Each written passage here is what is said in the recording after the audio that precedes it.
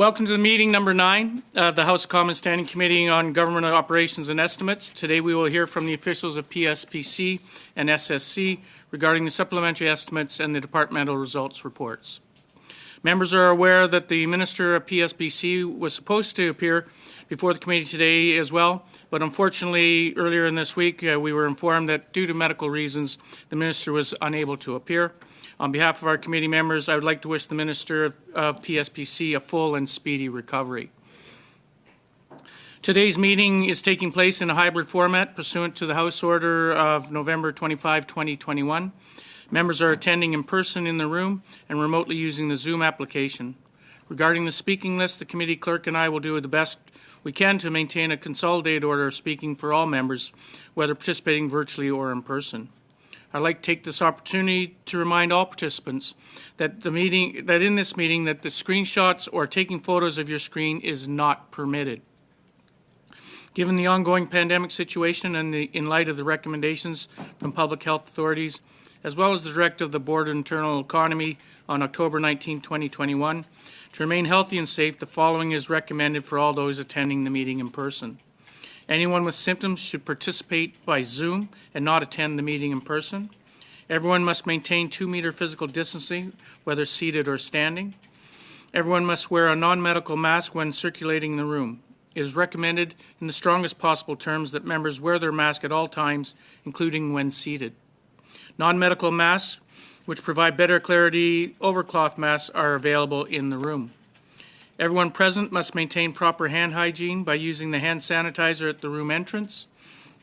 Committee rooms are cleaned before and after each meeting. To maintain this, everyone is encouraged to clean the surface of their desk, the chairs, or their microphones with the provided disinfectant wipes when vacating or taking a seat. As the chair, I will be enforcing these measures for the duration of the meeting, and I thank members in advance for your cooperation. I would like to welcome the representatives of PSPC and SSC and invite them to make any opening statements. And with that, I would like to thank the officials for coming today and being here in person. It's nice to see them, as well as those that are on Zoom. Mr. Thompson, are you going to start? Thank you, please. Thank you, Mr. Chair. And thank you, committee members, for the invitation to appear today. With me in the room is Mr. Wojo Zelenka. He's the Chief Financial Officer for PSPC, and I have additional colleagues joining me online, including Ariane Reza, our Associate Deputy Minister. So I'm pleased to be here to address questions related to Public Service and Procurement Canada's most recent departmental results report for 2020-2021 and its supplementary estimate C. Mr. Chair, the departmental results report highlights the department's achievements in delivering on its diverse mandate. As a common service provider, PSPC works to support the whole of government as it serves Canadians, from procurement to managing government buildings to being the pay and pension administrator for the public service and more. Over the past year, PSPC has continued to play a key role in supporting Canada's response to the pandemic. An aggressive procurement approach early on resulted in a secure supply of vaccines and personal protective equipment, with much of that PPE now being made here at home. With regards to testing, PSPC secured millions of rapid tests to support the work of the Public Health Agency of Canada and provinces and territories. Requests for these tests have increased dramatically as the pandemic has evolved. And as of this week, more than 330 million rapid tests have been delivered to Canada, and hundreds of millions more will arrive in the coming months. As well as being an important part of the fight against COVID, procurement is a powerful lever that can be used to support inclusive economic growth. Mr. Chair, I'm proud to say that PSPC continues to modernize procurement practices to reduce barriers for underrepresented groups.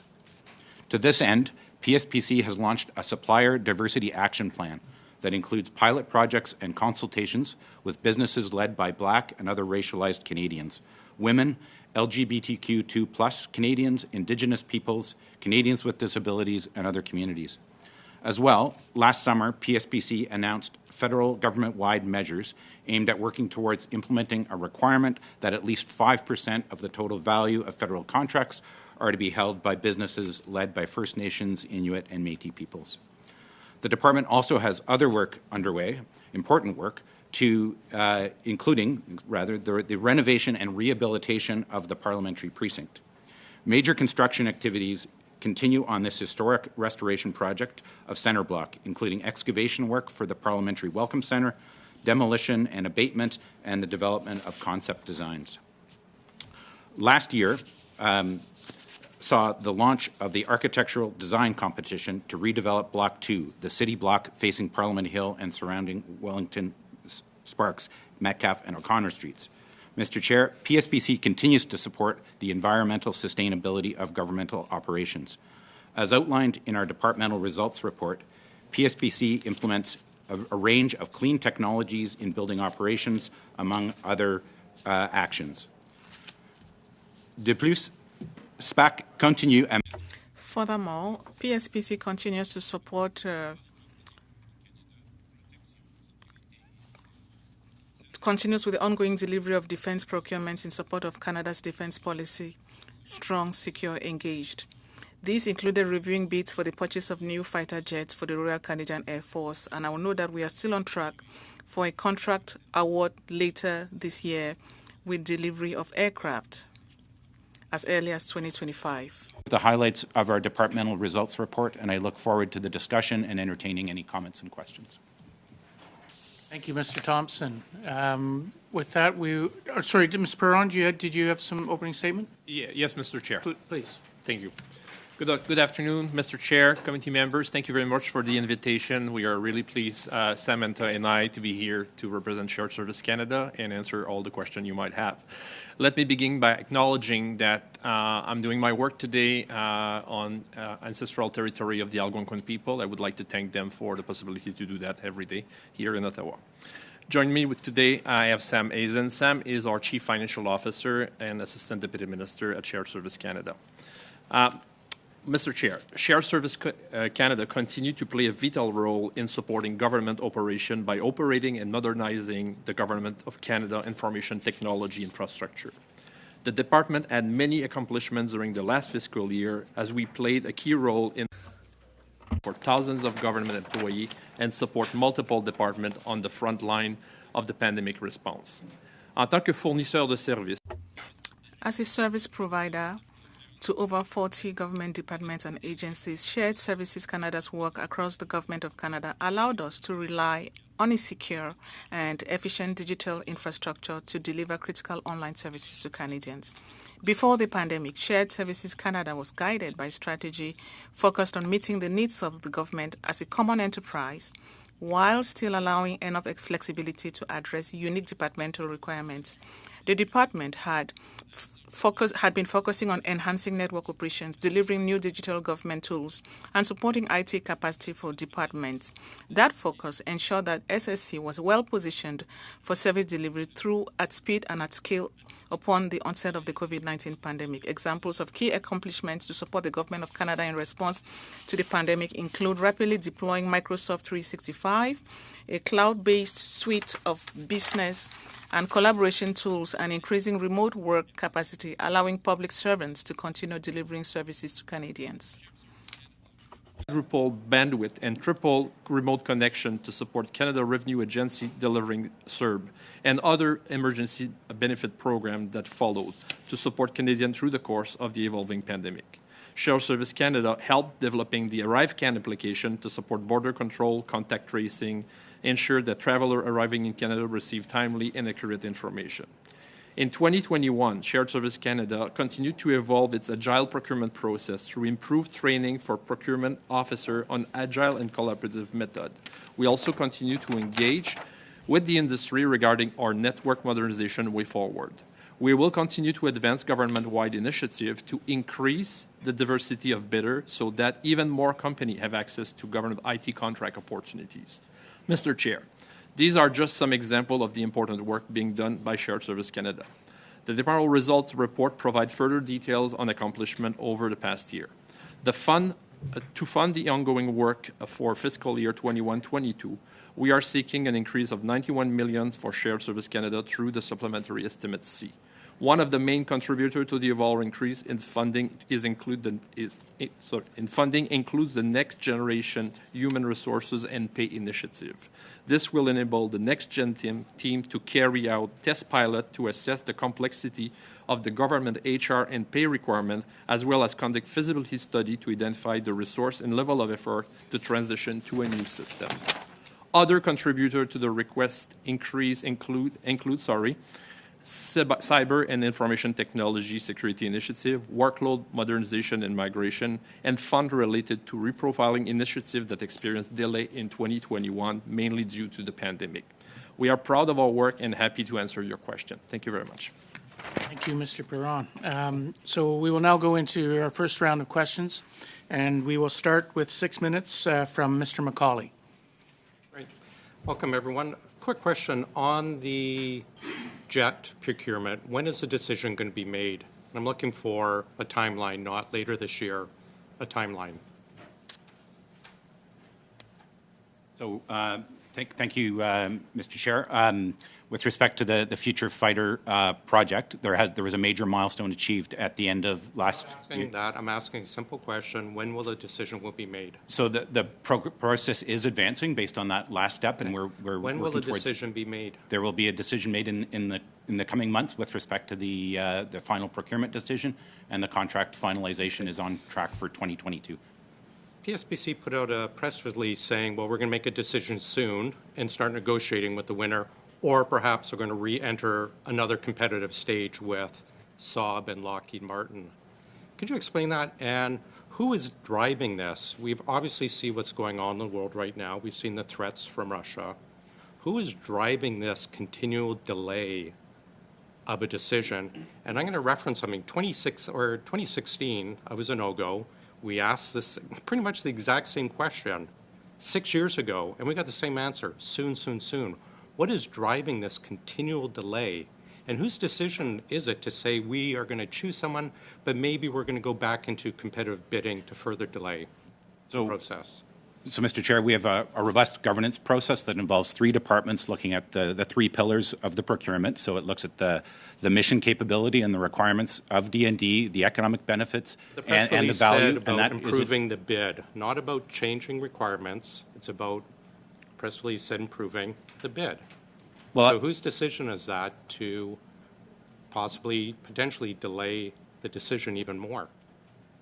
I can just say, Mr. Chair, that there's a rigorous evaluation process. It is nearing completion towards the choices that the member outlined in terms of competitive dialogue versus contract finalization, and I can assure you that that process is renegotiating. How much more will that delay if we go back to Saab and F-30 and Lockheed and say, well, we want to go back to another competitive discussion? How much further will that delay the process? That would add a number of months to the process. What's the number of months? 2 months or 10 months? It would depend on the nature of the dialogue that What's took your place. best guess? It could take up to a year, I suppose. So potentially, we've got rusted out CF-18s. We have planes that cannot compete safely, and we're thinking the government potentially could delay this another year on top of the delay to get to the decision. Wonderful. Who's driving that decision? Is that a political decision, or is this a PSPC decision, or is this the Air Force trying to grind out a few extra benefits? Mr. Chair, the process has established governance involving three departments: D&D, PSPC, which manages value for the Crown, and driving this discussion to renegotiate or go back to a competitive bid after 6 years of looking at the process. Where's that coming from? Doesn't come out of the blue. Someone is driving that. Mr. Chair, I would just give assurances that we have a rigorous process with teams from the 3 departments looking at the scoring based on a very detailed and complex RFP, and that process is, as I mentioned, very, very close to landing on the next steps. It's not very reassuring, and I'm not blaming you personally, but it's not very reassuring seeing what's going on in Ukraine, the threats from Russia, that we could be potentially delaying this another year on top of several more months before a decision is made. The rapid tests, walk me through the arrival, please. You've said $330 million spent so far. How many rapid tests are those? In the SUPs and C8 and C10, there's $4 billion in C8, C10, $4 billion more in the SUP-Cs. Walk me through the arrival time and the numbers, what that order or that $4 billion covers. So the number of rapid tests that have been purchased is 530 million. The number that have been received and shipped is 264 million. There was a particularly intense period of procurement in the last couple of months. But could you walk me through the arrivals? Government's asked for $4 billion for rapid tests. When will those $4 billion worth of tests be arriving? Is it, and I know it's not one lump sum, but is it 20 million this month, 50 million next month? PSPC, I assume, has an idea. Yeah, so we actually have posted online a schedule of all the deliveries to date, and I could certainly refer the member to that online posting. That's a tracking of the rapid tests received and delivered to provinces and territories, as well as the projected procurements that remain. Okay. The Auditor General report on the shipbuilding, on the CSC, what recommendations has PSPC acted on to speed up the process of our shipbuilding debacle, for lack of better words? So There was on a lot the in the AG report. There was a lot. We accept your recommendations. Right. What have we acted on? So we continue to strengthen the governance process, and the key step in the CSC project at this point is landing on the final design process. And there is, again, through the same governance that I mentioned, a process underway to land on those design requirements over the course of this year. So that's targeted for fall of 2022 for this next phase. Provide in writing to the committee responses to which you've actually started on of the AG recommendations? I'd be happy to do Perfect. Thanks. Thank you very much, Mr. McCauley. We'll now go to Mr. Johari for 6 minutes. Thank you, Mr. Chair, and thank you to the witnesses for coming today. Hoping for a speedy recovery for the minister so she could join us next. I'm going to be focusing on e-procurement, so I'm not sure whether it would be Mr. Perron or Mr. Thomas. Okay, great, Mr. Thomas. In Supplementary Estimate C, the department allocated about $21.6 million to continue supporting the e-procurement solution project. Can you talk about the purpose of this funding? But by way of background, if you could talk about what the e-procurement project is all about, and how is it facilitating the use and inclusivity in the federal procurement process? This is something that's within the mandate of the minister, so I'm really interested into if you could explore that angle for me. Thank you. Thank you, Mr. Chair, for the question on e-procurement. This is a project we're quite excited about. We've got a very large procurement footprint across the government, and this is a rebuild of the fundamental platform underpinning a system that supports $22 billion in government procurement. So this is a cloud-based approach, so it's much more user-friendly, simpler, more accessible for small businesses, including equity-seeking businesses. It will reduce the burden associated with procurement transactions.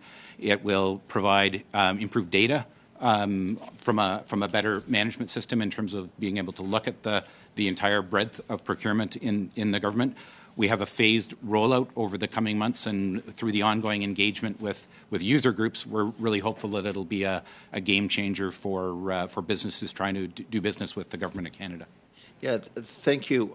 You mentioned some of the key functionalities. The one that piqued my interest was about the data. As you know, we've been looking for disaggregated data from various aspects, for various. Can you tell me how that's going to help us be able to get access to that type of data, and what is the timing? Like, how much data do we need to collect before we be able to put those type of metrics out?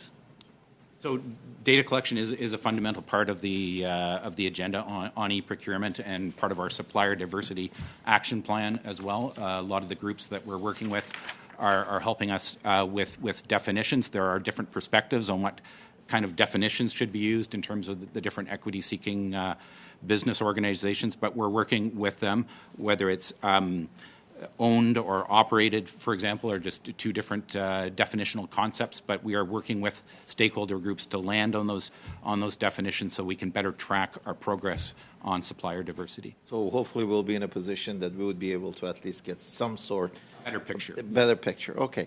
I'll turn my focus into the next topic that I'm very interested in, is return to work. As you know, provinces, especially the province of Ontario, is relaxing a lot of measures. People are getting back to work. I have a lot of constituents calling and welcoming that news. Also, some calling and saying, "Hey, look, you know what? For whatever reason, I chose not to get vaccinated, and I want to get back to work, and I want to get back to some normality." But let's talk about what we're doing from our end. Can you give us an update on the return to work that you have planned for the department? As you know, the department is in a fortunate position to enjoy a large number of public servants. So can you give us some idea about return to work plan and what changes are you planning to put in place to ensure that everybody could come back to work? Thank you, Mr. Chair, for the question. This is a very topical issue for us, on the minds of all of our employees right now, particularly as public health measures are relaxed. Over the course of the pandemic, we were very fortunate to be able to work quite effectively and productively remotely, including from support from our colleagues at Shared Services Canada to make sure we had the remote capability. It has made us a very productive organization, as is demonstrated by the departmental results report. Going forward, we recognize that work has changed permanently. I think going forward, we will be looking at hybrid work options, but there's a lot of thinking still to be done on exactly what that means. So we're working with staff to try to find some models that make sure we're able to deliver on our mandate while also meeting some of the employee preferences. But it's undeniable that there will be an element of hybrid work that'll be more prominent in the future than it has been in the past. Yeah, thank you. So aside from the element of hybrid work, there's also a technology underlying support that's needed. I know on the immigration side for a while, for us had to, switch to online processing of some of those applications. Do you see any need or any gap in the area, the area that the department is working on? And probably that's a good way to go to Mr. Perron. Yeah, thank you for the question. In fact, we started back in June last year to engage with all the client department to see what is your plan, what would you need, because right now we have all learned about how to work virtually. And we are now highly dependent on, in this case here, Zoom, but in most of our office on Teams, which consume a lot of bandwidth. So we need to be prepared when employee will be getting back in the office to be able to accommodate the same level of consumption. And the system has been built at the beginning of the pandemic to allow people to work from home, but now we need to organize our office to allow the same level of velocity. Because if we think about hybrid, there will be still people at home. There will be also teams, and this has changed a lot in the last 2 years, that are very distributed. So I have teams that are distributed across the country, and they work together. So even if we have people in the office, they will use these virtual tools to connect. So the bandwidth capacity. So we have engaged starting June last year. We have 4,000 buildings across the country that we need to look at. A certain number needs upgrade. We have started the upgrade of the core infrastructure to allow that. We probably have a number of months to go still to do that, but we are progressing really well. Also equipping the boardrooms of these departments so they can use this technology together without going to the... Appreciate that. I'm going to come back to you in my next round. Thank you, Mr. for your Perron, indulgence, Mr. and Chair. appreciate that. We'll now go to Ms. Vignola for 6 minutes. Merci beaucoup.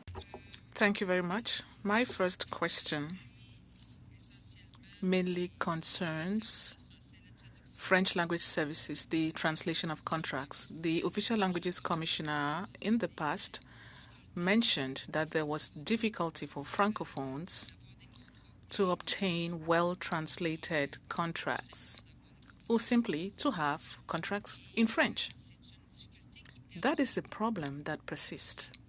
Concretely, what measures have been taken to make sure that Francophones are not discriminated against, because this should be part of the solutions for the new minorities? Thank you, Mr. Chair, for the question. I will say three things. First of all, there are two types of contracts. Contracts from the department itself for PSPC and contracts for the other departments. We use the services of the translation service, and there's a guarantee of the quality of the translation. For the other departments, it's important for them to have good translations as well, and we do encourage our colleagues in the other departments to use the same services. We provide tools. There are tools for translation of their own contracts. And thirdly, the solution I've just mentioned, digital procurement, that is a system that will improve the translation situation. Less specific text for each contract, that will improve the situation immensely. Talking about measuring the impact of these means or measures, what means are you going to use to assess the impact of these strategies? Not to favor, but to make sure that Francophone vendors are not discriminated against. We intend to streamline the actions of all companies with whom we work with to improve the situation and respond to the issue of translation quality. There is a feedback system, and we are working with our colleagues in the other departments. And that's one of the issues we are looking into. I know that there were some problems coming from some departments. Do you feel that some departments are more open to the idea of having Francophone vendors? They shouldn't be discriminated against more than indigenous groups or other minorities. They should be aware that everyone should be given the same opportunity. Do you see openness? That's exactly the objective. Maybe my colleague will add something to what I've just said. I would like to say that our electronic procurement solution system, the electronic purchase system, has as objective good translations. There's going to be a dictionary of terms, standard terms that are well translated. That way, we can guarantee the quality. That's one of the important objectives of that system. Thank you. During your address, you talked about Next Gen. That was Mr. Perron, yes. You talked about Next Gen during your opening remarks. What's the situation? We have talked about Phoenix for months. It's being improved. We are told that it's improving. They started with 141,000 movements added to the other problems, and I know that one person can have 20 movements or transactions. It's not about the number of people, but it's a huge number now. Talking about Next Gen, what's the situation? Are we having the same problems? Are we able to do better? Well, let me speak without a filter. Are we going to avoid the Phoenix disaster?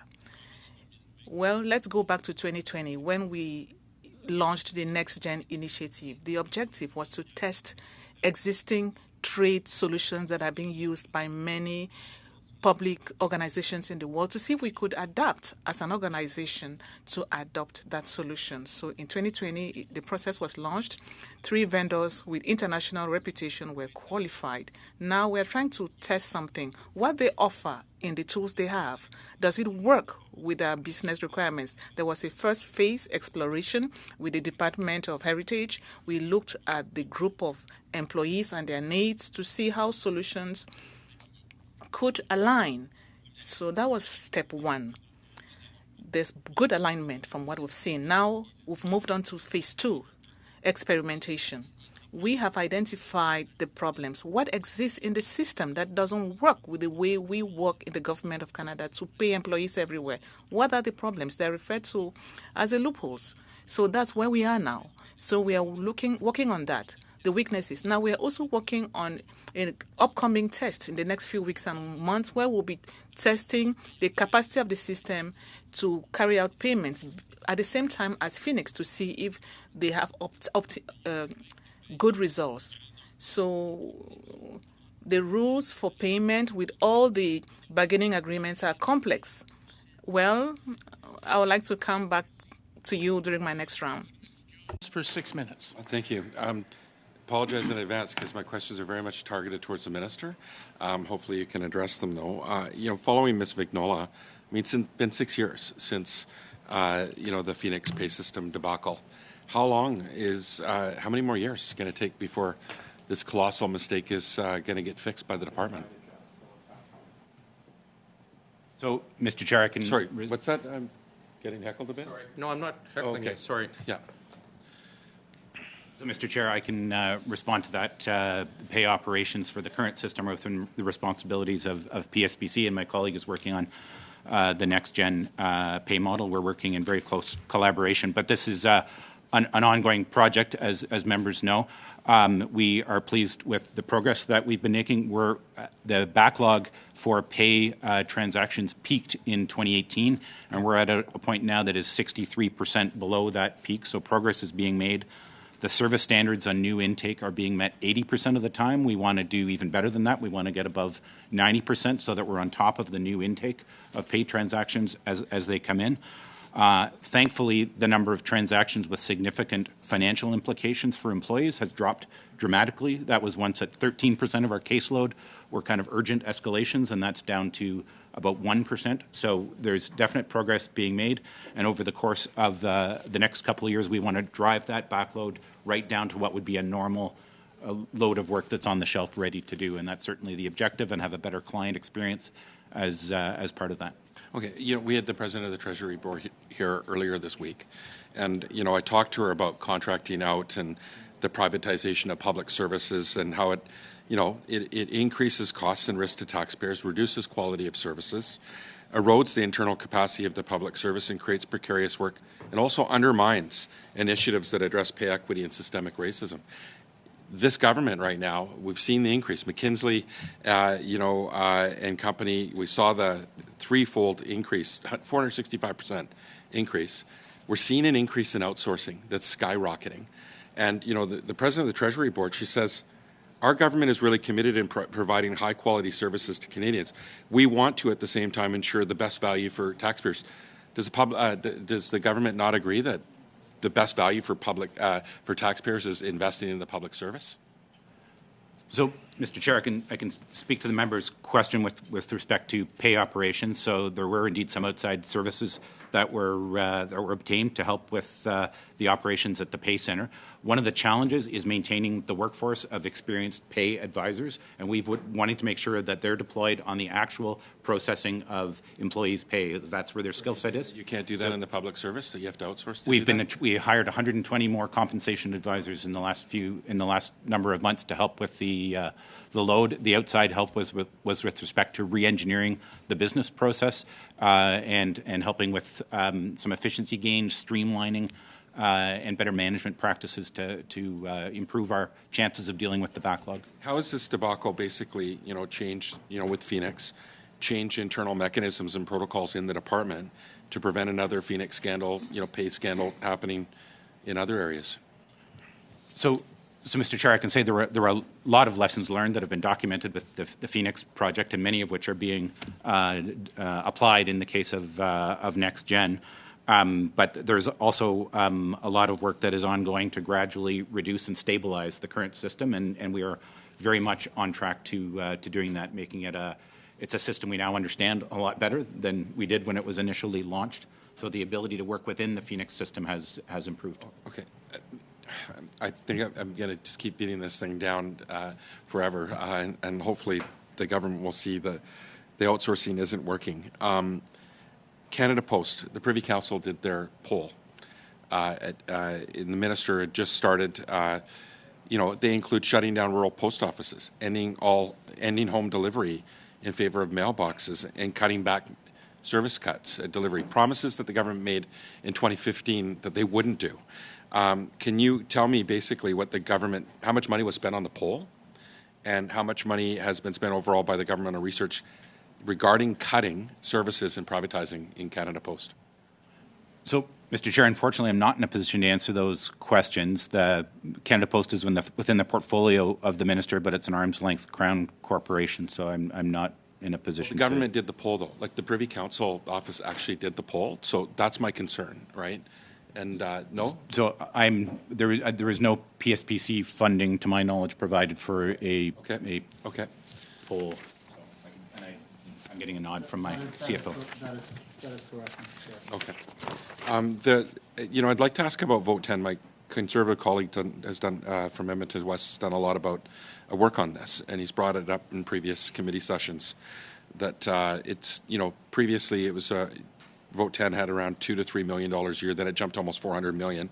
Now we see it in the estimates for 2022-23 that there's approximately $150 million. Can you tell me exactly where and what that money will be spent on?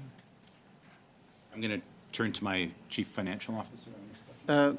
Mr. Chair, I'm not quite sure. We at PSPC have two votes, which is Vote 1 and Vote 5. So I'm not sure about Vote 10. I think Vote 10 may be something that pertains to Treasury Board Secretariat. Okay, thanks. Mr. Johns, and that ends our first round. We will now go to our second round, and starting with 5 minutes will be Mr. Lobb. Thanks very much, Mr. Chair. First question is for Mr. Perron, and I think I remember Mr. Perron from my Health Canada days years ago, which is getting to be quite a few years ago now, but nice to see you here today. Almost a year ago today, there was quite a bit made of the Cisco situation and sole source, no tenders, and there was a comment made, it was in the news, about sufficient context. And so I'm just curious, now that you're the person in charge, will there be transparency going forward on decisions like these where you have a vendor consistently being chosen without opening it up and, allowing other companies to, provide their comments, whether they could fit form and functionality of the goals? Thank you for the question, Mr. Chair. Last year, I think when we appeared in front of OGO, we discussed the fact that we had published at that time what we called the Network Modernization Way Forward Strategy. In this document that was subject of consultation and engagement with the industry, there was a list of upcoming procurement measures that will be taken to modernize the network. I'm pleased to report that most of these initiatives that include a lot of competitive, open, generic procurement have been launched and achieved. In fact, my numbers on this is that we had 37 completed or initiated and 6 still to be started. And this document was subject to a lot of engagement with the industry to give a sense of where SSC, based on the engineering assessment, we will be able to go on generic procurement, or where we need to continue for some time to use equipment specific. But even where we do equipment specific, and in this case you mentioned Cisco, we still compete this among the reseller of the product. So it's not going to Cisco, it's going to the market for bidding on this. We have also put in SSC a process in place with a review process internally for any equipment-specific requirement for network to be reviewed by an independent group internally, including an external advisor, to make sure that we have a sound rationale technically to go there. As we explained, I think in the past, our network, which is made of around 170,000 parts and piece of equipment, is highly dependent on what we had before. We adjusted over time. So the fact that we have a lot of Cisco means that sometimes we need to replace with Cisco, but it's not always the case. So I think a good news, and this is encouraging for me, is that we see a progression in terms of what is going to Cisco competitor in terms of increase. So 3 of them in 2021 got like a major increase. I would say Extreme Network, an increase by 100% from 1.3 million to 2.7 in the year. Fortinet from 3.8 to 10.7, Juniper from 4.5 to 7.2. So there is a signal of progression. We are not there. It's going to take multiple years, but I think we have the foundation of a very transparent, sound process. But the goal at the end, Mr. Loeb and Mr. Chair, is that we have something that is reliable, that avoid difficulty for critical application in the Government of Canada to operate. Understood. Another point, and then I'll get off of this topic, was there were some comments there that Shared Service Canada officials were kind of working together with Cisco employees to, I think the wording was develop rationale. Now, the public, I don't think, is happy to hear those types of things because it's not transparent and it looks like the fix is in.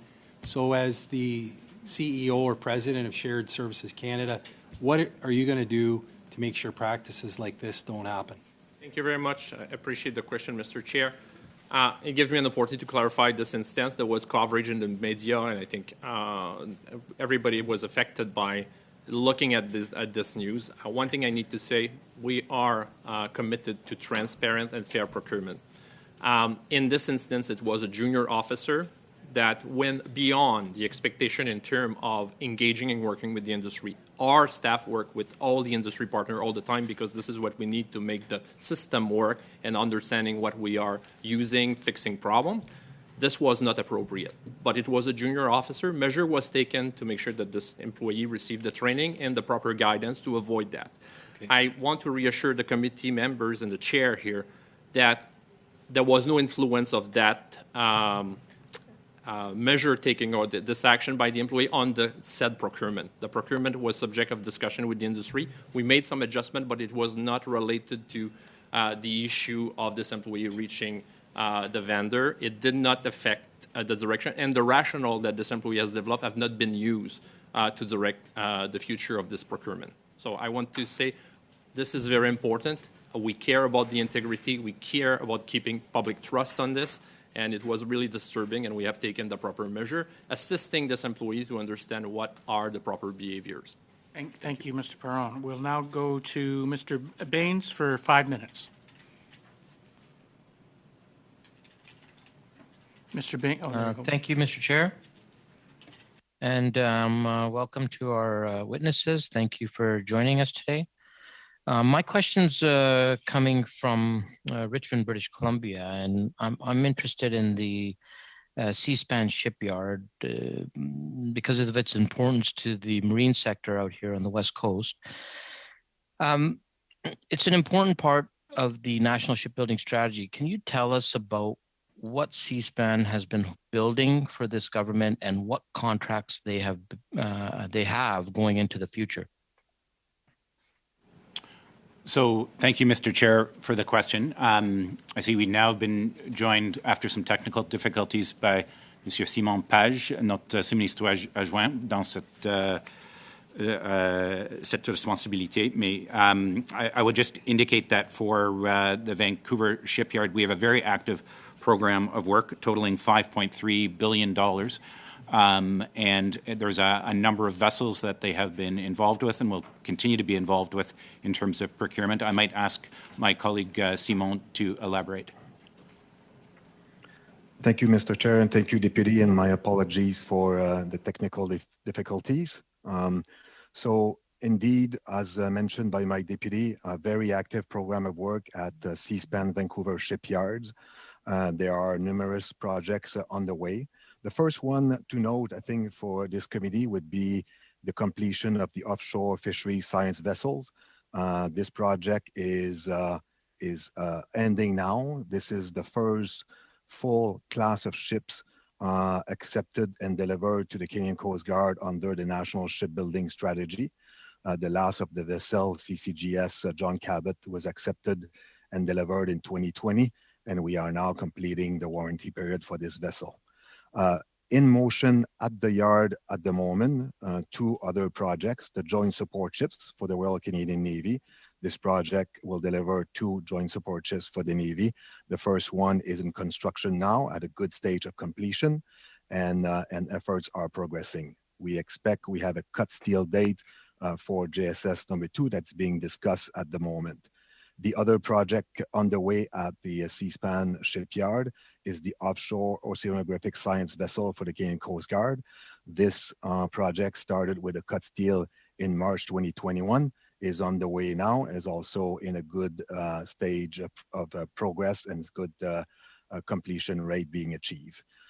In motion also, but at a lower level degree of implementation, are two other projects, the multi-purpose vessels, which will deliver up to 16 vessels for the Canadian Coast Guard, and the Polar Icebreaker, which was announced by government last spring in May 2021. These two projects are in definition, and some key design efforts are underway now, and we are working towards some contract awards for construction engineering and long lead items in the very near future. That completes the program of work at the Vancouver Seaspan shipyard at the moment. And how many jobs are associated with these contracts, particularly for people in the Vancouver and Lower Mainland area?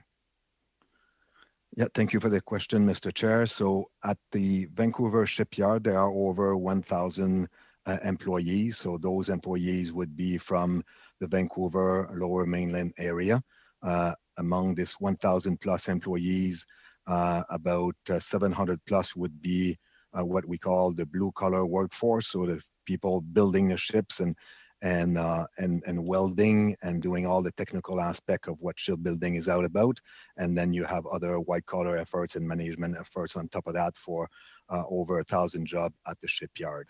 There is an effort underway at the shipyard to grow the workforce as the more complex projects are now slowly approaching, are either in implementation in the case of the joint support ship or approaching implementation in the case of the Polar Icebreaker. So on the growth you're talking about, there's going to be job growth. How many years do you think, with the number of projects we've indicated here, how many years can we expect this work to be going on for all these employees? Yeah, so thank you, Mr. Chair, for the question. So this work will be multiple years. So this is really a long term. So because the key projects here after the current ones in implementation, i.e. the multi-purpose vessels and the Polar Icebreaker projects are in definition, the implementation of these vessels will be over quite a few years. So we're looking at 15 plus years of work at the Vancouver shipyard if the entirety of the program of work is executed. Thank you, Mr. Baines. Thank you, Mr. Baines. Thank you. We'll now go to Ms. Vignola for 2.5 minutes. Merci beaucoup. Je vais revenir sur Phoenix. Thank you very much. I'll come back to Phoenix.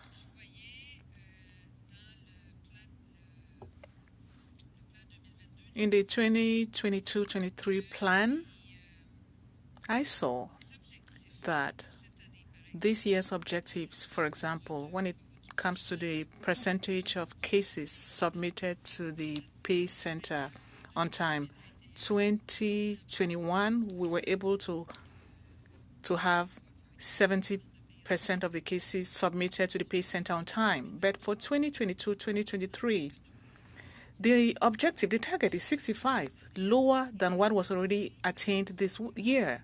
It's the same for the percentage of cases that were processed on time, resolved on time. Why do we set targets that are lower than what we are already able to achieve? Thank you, Mr. Chair, for the question. There are two dimensions here. One has to do with the timeliness of work done by our colleagues at the other departments when submitting cases and transactions. We work in close collaboration with them to improve the timeliness of those submissions to the pay center. The second aspect is the rate of service. As I said, we reached a target of 80% for the processing of transactions. 80% service standard, and that is critical to managing the intake side of it, while we also have resources dedicated to the backlog. Au niveau de Looking at Budget C, 7.3 million is requested to eliminate payment backlogs. Was it not foreseeable in the future to be able to say, okay, this year, given the situation and so on and so on, in the main budget, we'll immediately ask for what we need? And two, in all, how much has been invested to resolve the issue of salary backlogs, even though it's just 2%? Well, I'm not talking about percentage per se, but of course there are critical cases. How much has been invested to resolve this problem? Maybe my colleague may add something. I would say that we are working hard to reduce the backlogs. How much? On the financial investments. If you could, if it's going to be lengthy, if you could provide, right, or if it's quickly, then by all means, please. Mr. Chair, I can give a very quick answer. Up to date, we've spent 2.134 billion on the pay issues, to respond to pay issues since the launch of the Phoenix system. In terms of the second question, c'est pas possible tout le temps d'avoir une. It's not always possible to have a good opportunity to know how much will be spent on the program. Sometimes there are changes. We have worked hard to improve the pay situation. This is very important for our department. We'll now go to Mr. Johns for 2.5 minutes. Yeah, thanks. PSP's 2020 and 2021 department results report indicated that the department had completed a 2-year pilot to access the inclusion of socioeconomic criteria in procurement. The findings demonstrated that socioeconomic procurement is a promising tool to increase the number of contracts awarded to underrepresented groups, Indigenous peoples, create community benefits, and provide employment and skills training opportunities for underrepresented suppliers. Can you talk about, what the socioeconomic criteria was that, were selected and how they were selected, and also does PSP have a plan to make the pilot project a permanent program, and if so, when? So thank you, Mr. Chair, for this question. This is an important area of work for the department. We've made the most progress so far in the space of Indigenous procurement, and we're trying to model some of that in working with broader diversity objectives within the supply chain. We have a supplier diversity policy that came into force a year ago, which gives us more latitude in how we run procurement processes. And now we're turning that into an actual program of work as to how we use those flexibilities to actually increase the diversity in the supply chains. There is a lot of outreach that is being done with different groups to try to make it easier. I mentioned the e-procurement solution, which is part of this to demystify and simplify, if you will, the procurement relationship. And we also have plans to work, and we are working and will continue to work more intensively with colleagues in departments such as Innovation, Science and Economic Development and the regional economic development agencies, who have a mandate for economic development for underrepresented and equity-seeking organizations. So their investments in business development combined with our openness on the procurement side, we hope will be a powerful combination. Can you speak about the pilots and just, how many of these are ongoing? And the Black Business Procurement Pilot is one that we launched in January 2021, and there's a lot of insights that were gained on that are now being implemented as part of the Go Forward program of work.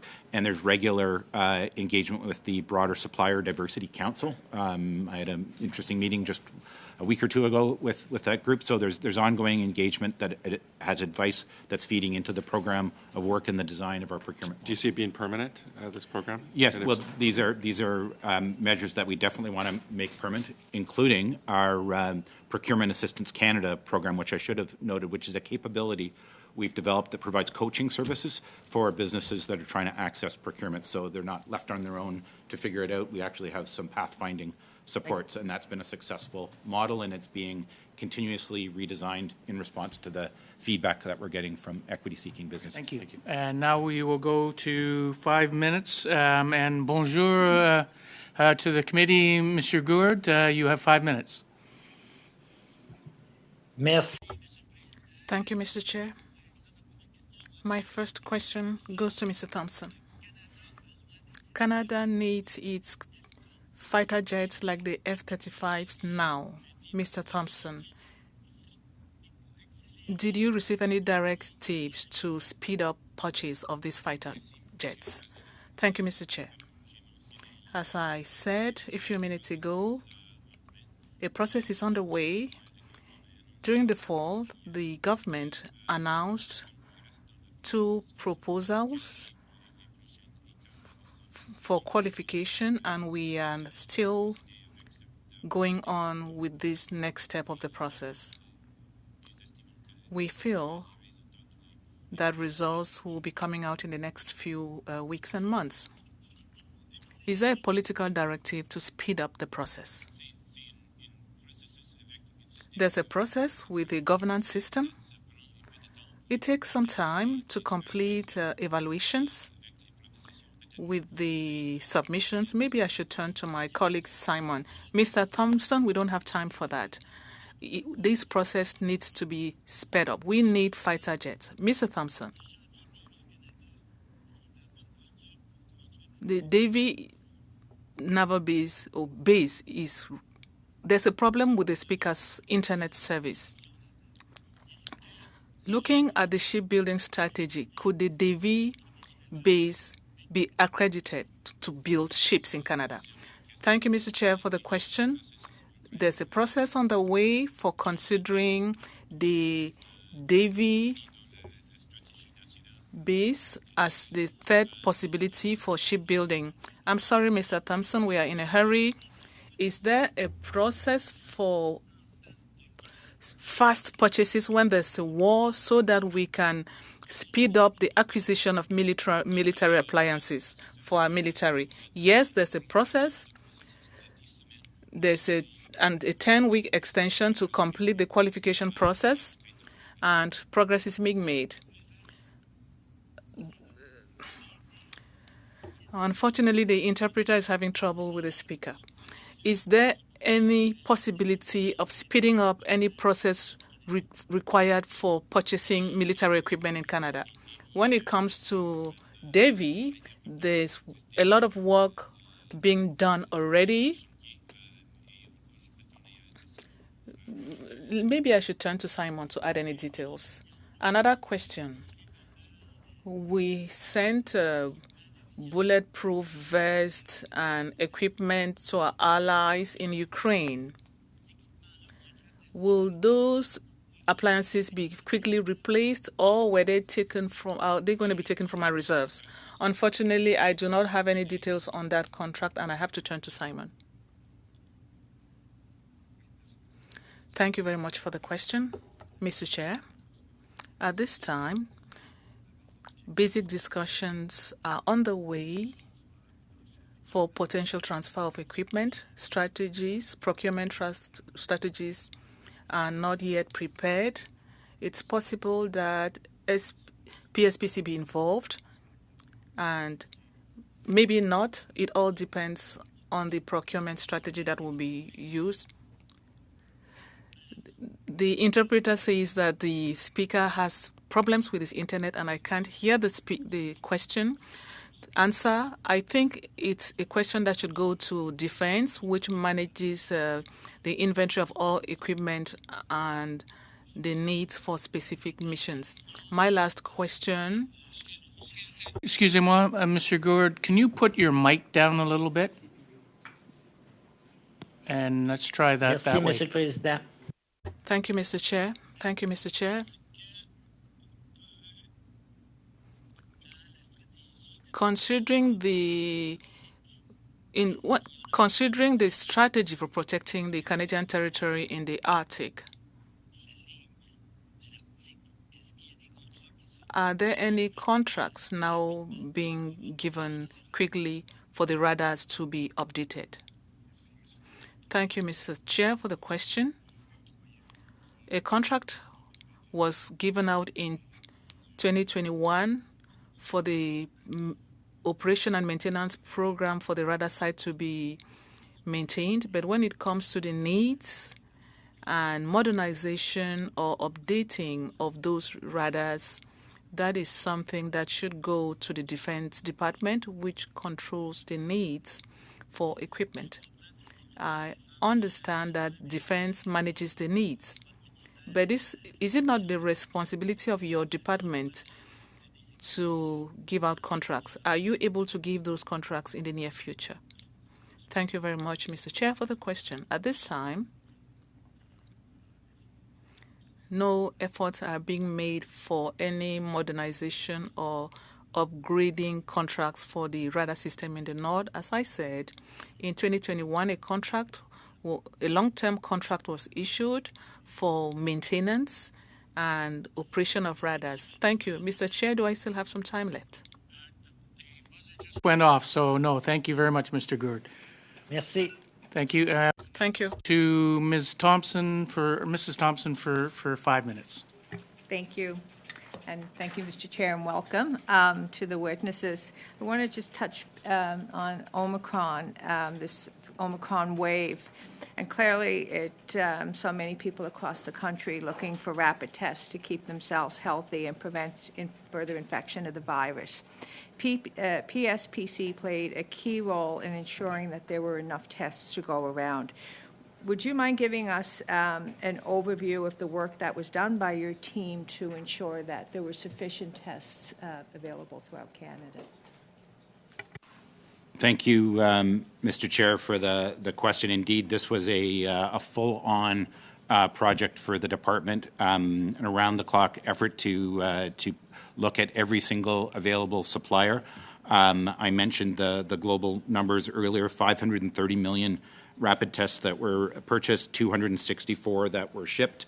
This involved establishing contractual relationships with, I believe it's now 15 suppliers that we've got, a range of global suppliers as well. Proud to say that we've worked with some domestic companies, Artron being one that's already provided over 6 million rapid tests domestically, and other companies like BTNX, which is an importer, but they were doing important work within Canada as well in terms of labeling and finishing the products. So we were making efforts to have a domestic component to the extent possible, but really this was an effort to make sure that we had this abundance of supply from all available sources. It not only required the contracts, but also some logistic support, not only that they're manufactured, but there was such a global competitive pressure in place that just getting access to airports and planes was a huge challenge. So that was a big part, just on the logistics of the arrival, the warehousing, and the delivery to the provinces. Sorry, I was still on. Thank you. I'm going to switch again. Center Block. So the rehabilitation project, of course, is incredibly significant for all Canadians. We hold the parliamentary buildings in high regard. Could you please provide us with an update on the ongoing work of the Center Block project? And again, some PSPC officials recently appeared at different committees mentioning that the project is on budget and on time. Is that still the case? Yes, Mr. Chair, thank you for the question. This is a project that we're very proud of. It's the largest, most complex heritage project ever undertaken in Canada. And as part of it, it's not only restoration, but it's bringing the building up to modern standards, the building systems, the seismic standards, the security posture of the building, making it green, accessible. These are very high standards relative to the nature of the building when it was constructed. So we're very pleased with the progress, the planning around it, because as members know, there's a whole domino effect on the planning of identifying swing space, moving, and then moving facilities back in. So that's been a big part of it.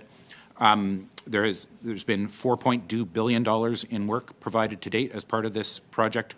Right now on the center block, I believe there are 400 workers in place, and as the long-term plans unfold, we would see, I believe, a peak of 1,500 workers as part of that project. So it's a source of employment for some high-skilled trades and other workers as part of the rehabilitation.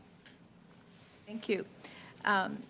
Sort of switch yet again. In the supplementary estimates, you have allocated $21.6 million to continue supporting the e-procurement solution project. Can you provide us with the purpose of this funding and then what new features will be added to make it more user-friendly? So thank you, Mr. Chair, for this question. As I noted briefly earlier, this is a project we're very proud of. Over 5 years, $197 million is the budget for it. It was announced in budget 2018. And we do have a phased rollout over the coming months for this project, which provides a cloud-based and a much more user-friendly tool, which we think will make it much easier for small and medium-sized businesses to do business with the government.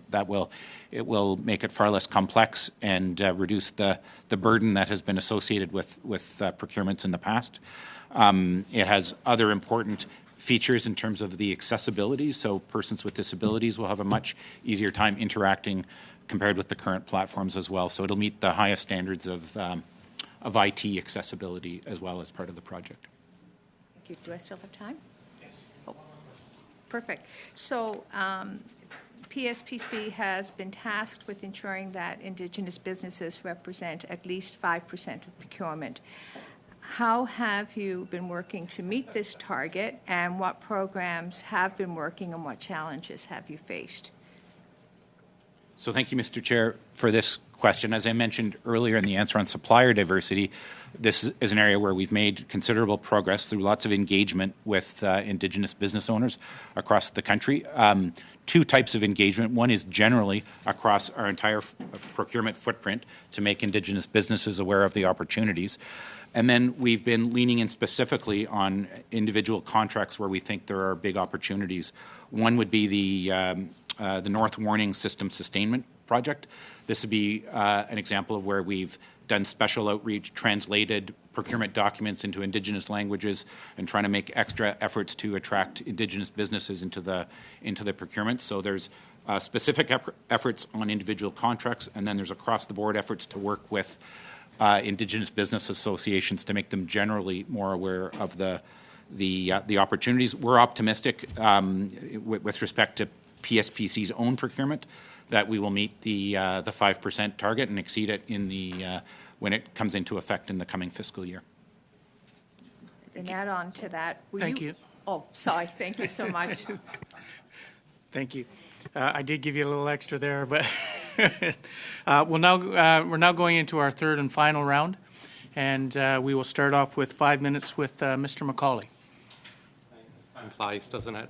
Question, I want to follow up a question from my colleague, Mr. Gordon, because of translation, I didn't quite hear the answer. He was asking if, since the December notice about how we may proceed with the jet fighters, since then we've had the Russian invasion, have you or PSPC received any direction to change that December notice and go straight to an award of the jet fighter contract, or is this renegotiate still on the table?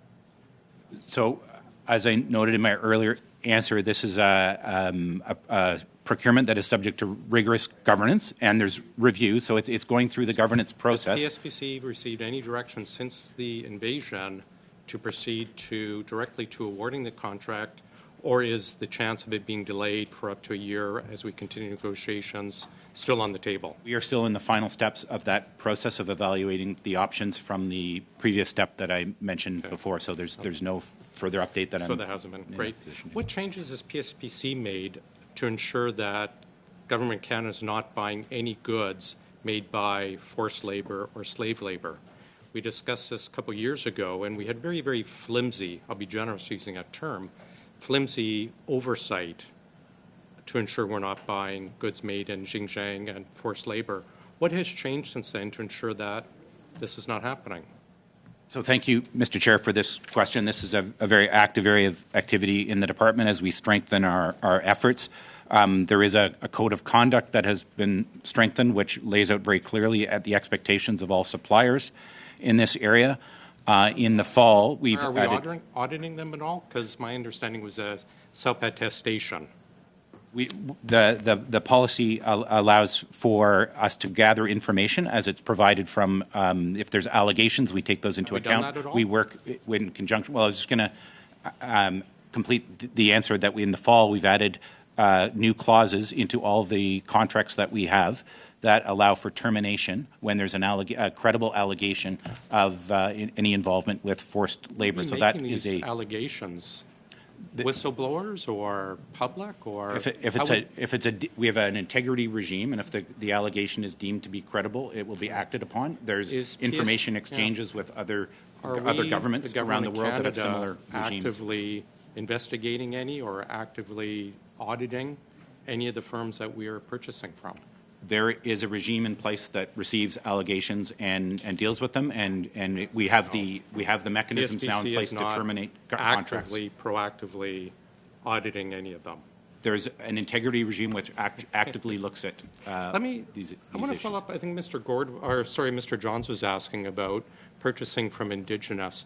We did a study here 3.5 years ago, and part of the recommendations was PSPC was to start tracking Indigenous contracts to Indigenous women, people of color. I have an order paper question that we submitted, and the answer is, apart from PSPC marginally tracking a few, government departments are not doing that. And this is 3.5 years later. PSPC was only able to identify 80 some odd contracts to Indigenous and 1 to person of color. So I'm wondering, 3.5 years later, every year it's in the departmental plans to do something and it's never done. What's taking us? Like, how difficult is this to track or get going on this? We're never going to improve the system unless we can compare how we're doing, and every year results to be determined. So, Mr. Chair, on that, I alluded to the track of work we've got on the Indigenous side, and that's where we're most advanced, and we are optimistic that we will meet or exceed the target within PSPC, and we've been very close above and below it in the last couple of years. The committee's unanimous recommendation was for all these equity groups to track. What's lacking in getting this done? Does it need a political decision, or does it need the Deputy Minister of PSPC to say, start tracking? This is the will of Parliament. Like, what's stopping us from helping these groups? So indeed, this is an important track of work. One of the issues is the definitions that the data will be tracked based on. So that's not an easy question, and there are different perspectives. I am joined today by a colleague who is leading this work that could say a bit more about some of the challenges of data and definitions. But the government has definitions, because we've gone through this. We've asked the witnesses, how do you define women-led business? So we have our definitions. Are we... So again, it's not in a matter of definitions. The government has definitions of what is women-led or Indigenous-owned. Why can't we? Like the entire government of Canada, 1 contract to businesses of people of color. Noted. So, Mr. Chair, with respect to Indigenous businesses, there's been $442 million in contracting over the last 3 years, 1,400 contracts with Indigenous companies. 4 listed by the government. 44 out of what, 20,000 contracts issued? So I'm not sure of the data source that you have there, but I'd be happy to. Order paper question, Library of Parliament. I will. Thank you. If you would, if you could respond to that in writing, it would be appreciated to get that. I appreciate that. Thank you. We'll now go to Mr. Kazmierczuk for 5 minutes. Thank you, Mr. Chair. And in my riding, we have a constituent.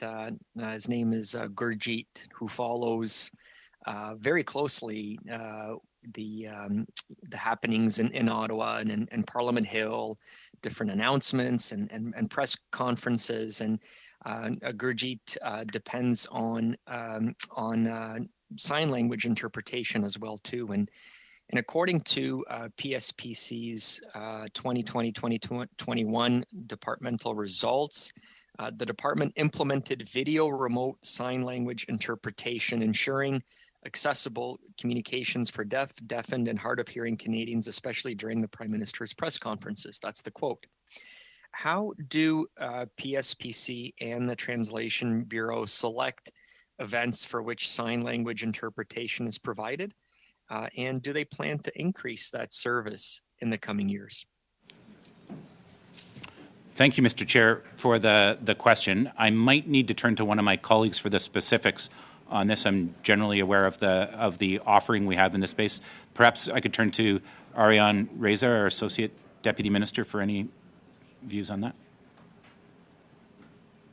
Thank you very much for the question. Indeed, we have been working very hard to increase our slate of services along the lines of what we're offering in supporting the accessibility legislation that came into effect a couple of years ago. So we're looking at offering the services for Canadians when there are official events, as well as to employees so that everybody can participate in the workplace. Thank you. And just to follow up on that, so are we looking to broaden those offerings as well too? Is that sort of the direction that we're heading in? We'll have to come back to, thank you, Mr. Chair. We'll have to come back on the specifics on that in terms of what does the future suite of work looks like. But at this stage, we're hopefully in a ramp up, but we'll need to see what steady state looks like. Thank you. Great. Thank you very much for your response. And I have a question regarding procurement of electric vehicles. And obviously climate change is on top of all of our minds. And we need to be doing all that we can to ensure that we're taking action against climate change. I wanted to ask what PSPC is doing to implement green initiatives, and in particular, what are the developments around the electric vehicle fleet? And I ask that representing a riding that has over 5,000 workers at Stellantis that produce world-class, world-renowned, award-winning hybrid Chrysler Pacifica.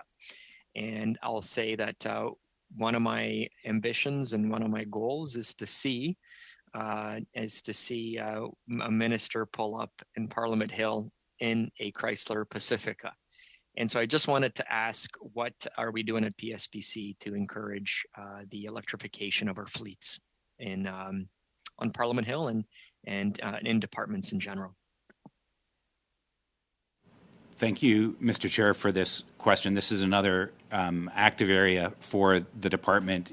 We've got a very broad greening government agenda that we are supporting, but it entails the buildings, the building materials, as well as vehicles. With respect to vehicles, we've been significantly increasing the procurement of both hybrid and electric vehicles, having purchased over 1,200 in the last 3 years. We've made both hybrid and battery electric vehicles available on standing offers for other departments. We've also been working on the infrastructure that supports the use of electric vehicles.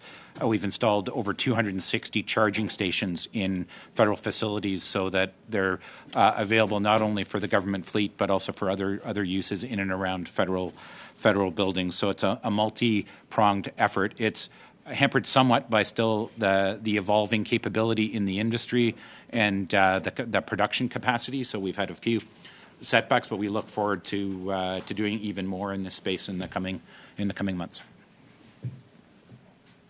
Okay, that's perfect. And just building on that question, the Treasury Board of Canada is requesting approval for the transfer of $350,000 under Vote 1 to PSPC to support projects that will reduce greenhouse gas emissions in government operations. And so I just wanted to ask, what concrete action will PSPC put in place to reach carbon neutrality by 2030?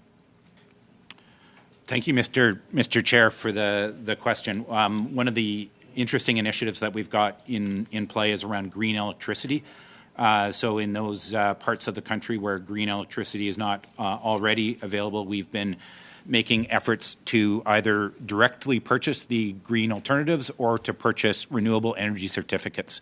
So these are two methods by which we are optimistic that we will have a net zero electricity carbon footprint by the end of 2022. Also working in the National Capital area on leveraging centralized heating and cooling, which has considerable greening benefits as well. So those are a few of the examples in addition to the work that I mentioned on vehicles.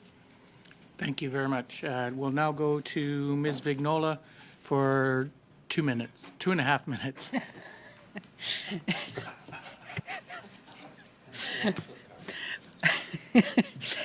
Merci. Thank you, Mr. Chair.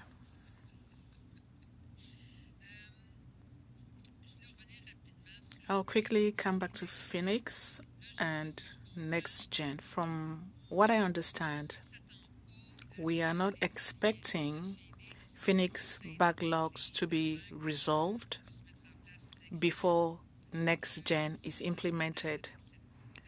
Am I confused by making that statement? We are looking forward to a recommendation after experimentation during the first part of 2023, so in about a year or so. That's when we will know what can be adopted. The work that is being done at PSPC now for stabilization and elimination of the backlog is essential for the transition. But now, as to the transition, we don't have any dates. We want to eliminate cases, stabilize the issues, and then work on the quality, because if we put in poor quality data, we'll not obtain good results. So this work is going on simultaneously. So sometime later, we'll see when that transition can be done. So that's what we're doing with NextGen. What can be done to align the two processes? I can't make any recommendations for next year because the tests are not over.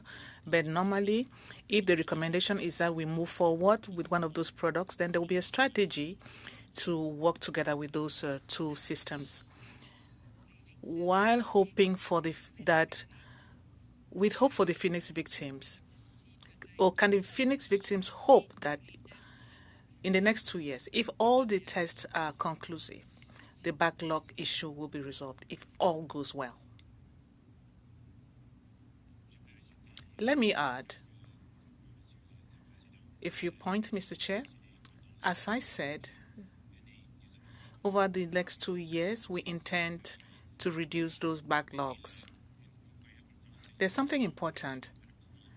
The financial impact is reducing month after month because we are focusing on transactions that have an impact on employees. So the situation is improving progressively, will improve in the next few months.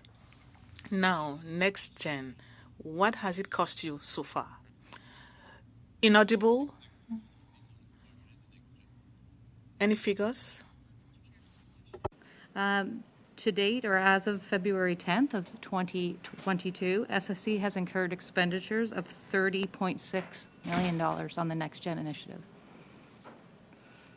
30.6. Thank you. Million. Okay. And if I can add, this is about the staff internally to do the work, but it's also about the contracts we have in place with the qualified vendors to do their part of the work, which is to test their solution. Thank you very much. We'll now go to Mr. Johns for 2.5 minutes. Thanks. And just back to a question earlier around Phoenix. What are you doing, what mechanisms are you putting in place to reduce the amount of outsourcing? I never got an answer on that. So, Mr. Chair, the contracts that were mentioned were with respect to business reengineering and maintaining the continuity of the system itself. The focus is on public servants to do the pay administration. So I mentioned that we'd hired 120 compensation advisors, for example, and we have a contingent of, I believe, over 2,000 employees working on PACE, and that the challenge is to deal with the retention issues in the workforce and maintaining the skilled workforce that we need to deliver the services, and that's what really the focus is on now. Okay. In terms of, back to the question Mr. McCauley and Ms. Vignola and Ms. Thompson have talked about, Indigenous procurement. You're saying that next year you're going to meet the commitment, the targets. Where are you at right now? What percentage of procurement are you at that is Indigenous So we've been up and down a little bit, but we've been very close to the target within a very small margin, I would say. And we're optimistic. And COVID was a little bit of a setback for a couple of reasons. It affected our ability to do outreach. It affected Indigenous businesses. It changed the landscape of what we were actually procuring. But as I mentioned, we did try to lean in even on COVID procurement we had 40 contracts in the COVID space worth over $130 million. So there were significant efforts made despite this change in what we were buying to still provide opportunities for Indigenous businesses. Mr. Page, you seem to be the expert on the shipbuilding part. I don't know if this is the right venue, but we had the PBO come and testify at committee talking about the lack of capacity in shipbuilding in Canada, the fact that we don't have a stable long-term sector that's delivering. I live in a place, Port Alberni. We have a deep sea port in the west coast of Vancouver Island. We've heard that there's very few dry dock opportunities between Oregon and Alaska, and there's about $3 billion a year needed to build. Is there much communication with your department, with Transport Canada, Rural and Economic Development Canada, outlining gaps and opportunities? Are you working collectively on creating programs so that Port Alberni, for example, that has these aspirations and working with Indigenous peoples and private sector can get these initiatives off the ground? Yes, thank you, Mr. Chair, for the question, and I'm very happy to report that the answer to this question is absolutely.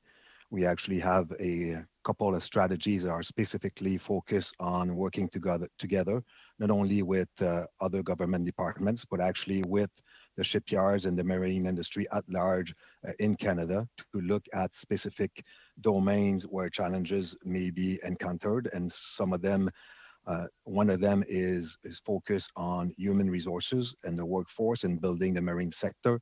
Another one, for instance, is focused on infrastructure.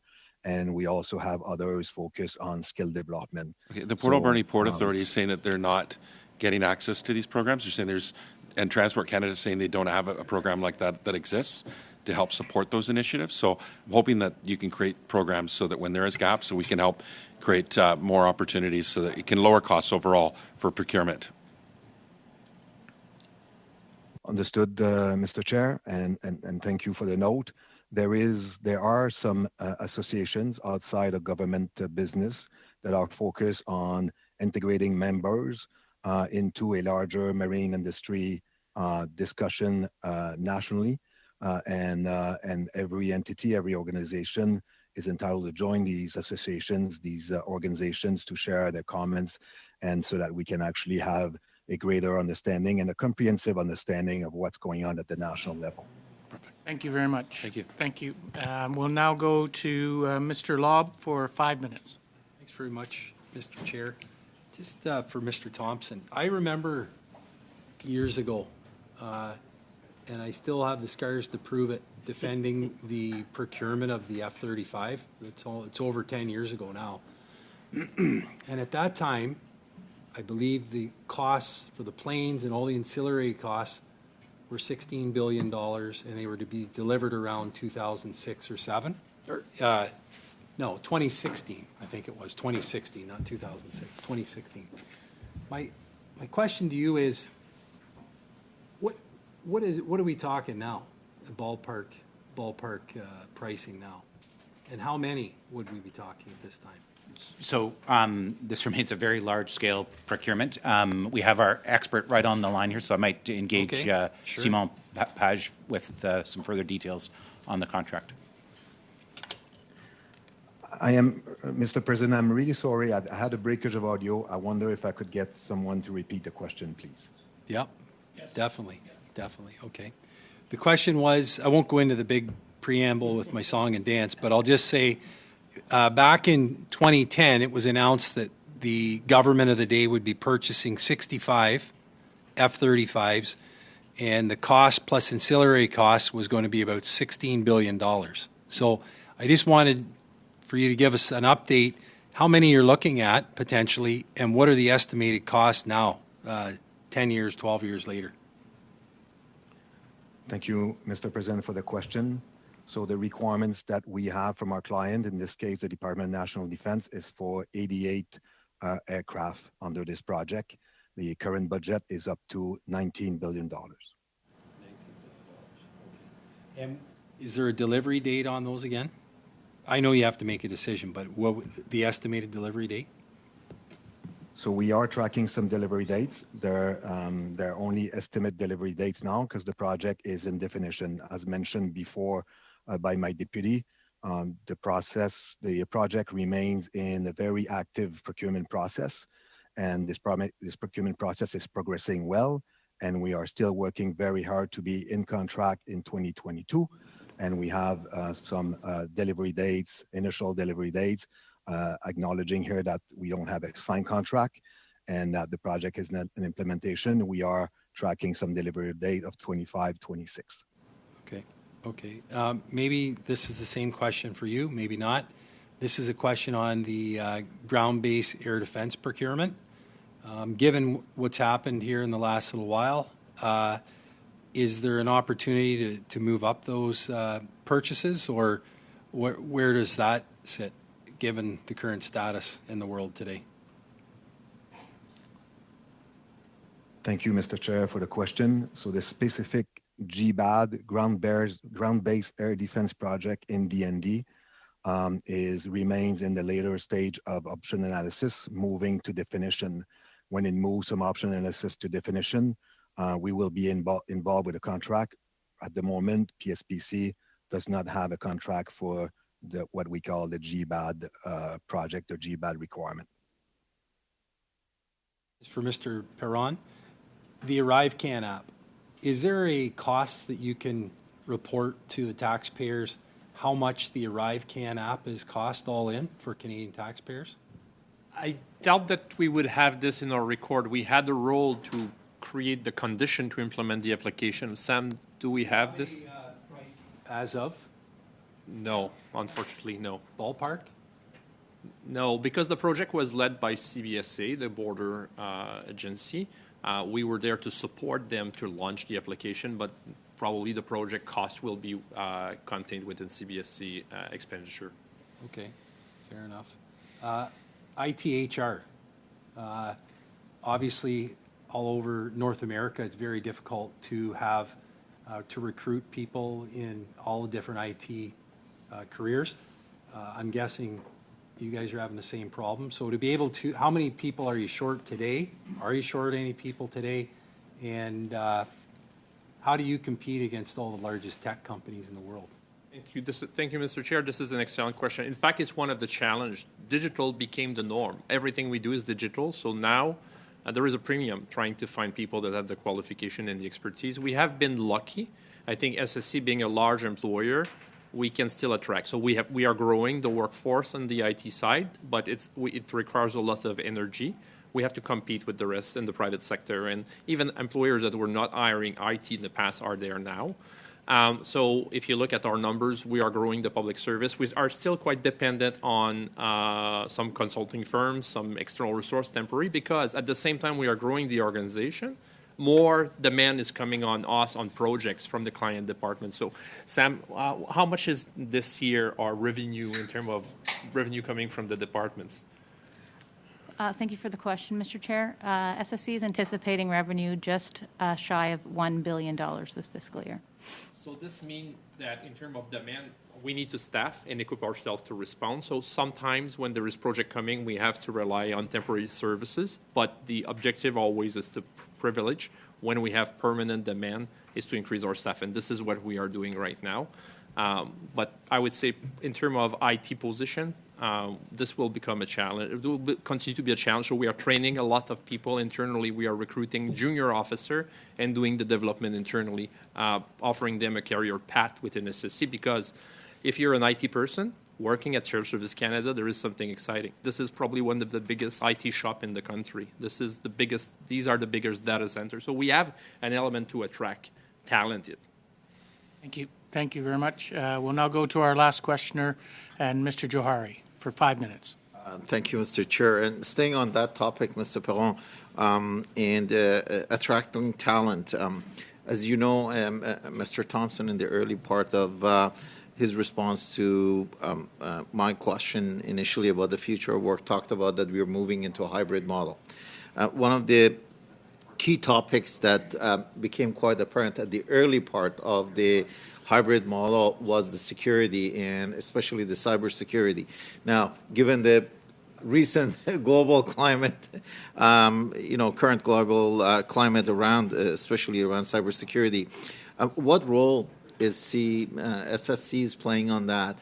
And, how are we attracting the talent? and how closely are we working with other departments? Because this is not going to be only a shared service issue. I would appreciate to get your insight into that. Thank you, Mr. Chair. Thank you. This question is critical.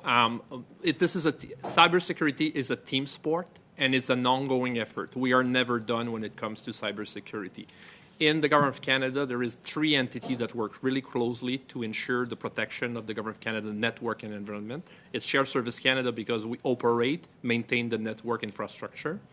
It's the Canadian Security Establishment that do the vigilance out there with intelligence, looking at the threat, alerting us when something needs to be taken care of, and the Chief Information Officer at Treasury Board Secretary that owns the strategic policy direction, but also will lead response process when there is an attempt to attack the Government of Canada network that is kind of successful. So we work together. I would say at Shared Service Canada, our main focus is keep the infrastructure current. We talk about patching, making sure that we are in sync with the industry providers for these equipments, so we know what is the last threat. We update, we take the measure in a preventive measure. When there is an incident and when we are alerted, like by the Canadian Security Establishment, that we have to elevate our vigilance because there is a threat, taking measure there. And when there is an incident, unfortunately, is to be ready to respond. First, isolate the threat, block it, sometimes disable some function until we can re-enable them, and deal with the remediation if there is a device or a portion of a network that have been infected. We work really closely with the Canadian Security Establishment as a Center for Cybersecurity because they will perform, I would say, the intelligence analysis of all the artifacts we can provide them and tell us what is the state of situation. So it's, like I said, it's really a team sport, but it's really well organized and structured. So far, so good. We are working as a team, but again, you mentioned the situation right now. We have highest vigilance because all the threat. But I think some of my colleagues may have appeared in front of this committee telling you that we have billions of attempts trying to poke the system by all doors all the time here. There is a lot of this that is locked automatically, but we have to keep the system current to make sure that this continues to work.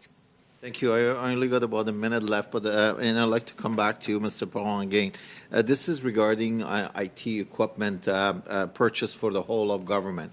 Has there been any changes over the last while in the direction and the source of those type of RT purchases?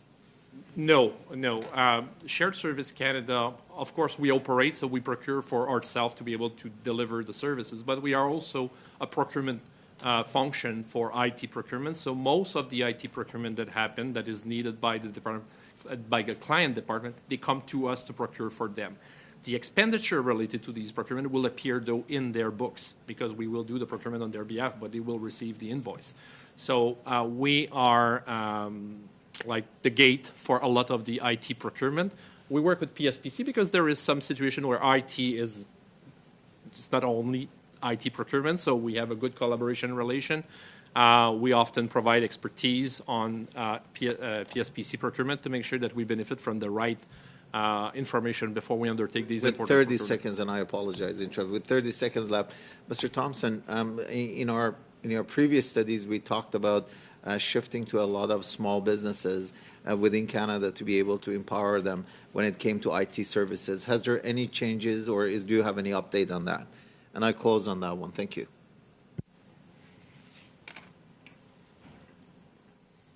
Thank you, Mr. Chair, for the question. Getting more access for small and medium-sized companies is a big part of our procurement agenda.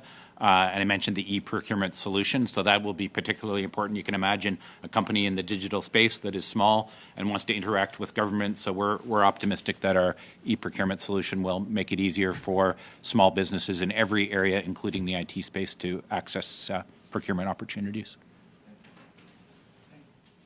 Much, Mr. Johari, and thank you very much. And with that, we've come to the end of our questions, and so I would like to thank all the witnesses here today from PSPC as well as from Shared Services for being here. And so nice to see you here. This is our second meeting in a row where we actually have people here, and that's great to see. And hopefully soon we'll have everyone here besides being this hybrid format that we are. But I'd like to thank you, as well as on behalf of the committee, again express our hopes that the minister has a speedy recovery and that we are able to have her here at some time soon in the future. Now, with that said, just so for the committee members, so you're aware, we have now heard from the President of the Treasury Board, and we have not heard from the Minister of PSPC, but the order of reference for committee to study Supplementary Estimate C 2021-22 will expire on Monday, March 21st. So the committee can, if it wants, vote on the estimates now. With that said, in all, there would be 7 votes in the Supplementary Estimate C 2021-22. Unless anyone objects, I will seek the unanimous consent of the committee to group these votes together for a decision. Is there unanimous consent to proceed this way? Yes. And I'm seeing yes. Okay. So with that, shall all votes refer to the committee in Supplementary Estimate C 2021-2022 carry?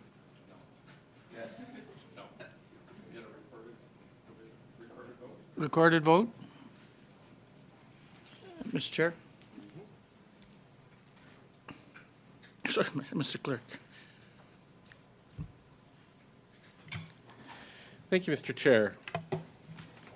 And the question is, shall all votes in the Supplementary Estimate C 2021-2022 carry? I will do the vote now. Mr. Housefather? Yes. Mr. Baines? Yes. Mr. Johari? Yes. Mr. Kazmierczak? Support. Mr. Collins? Yes.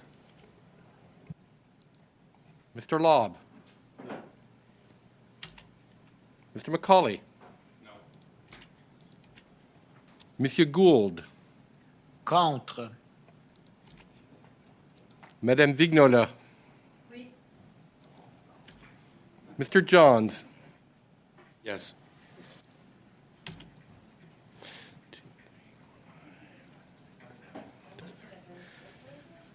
Mr. Chair, yeas pool 7, nays contre 3. Carry. So to the committee, shall I report the votes back to the House? Yes. Yes? Okay. Thank you. Thank you very much. With that said, we're on before 3 o'clock.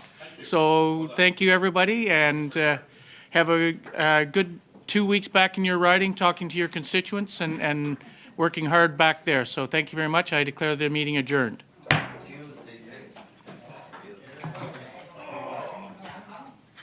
Thanks, everyone. Have a great week.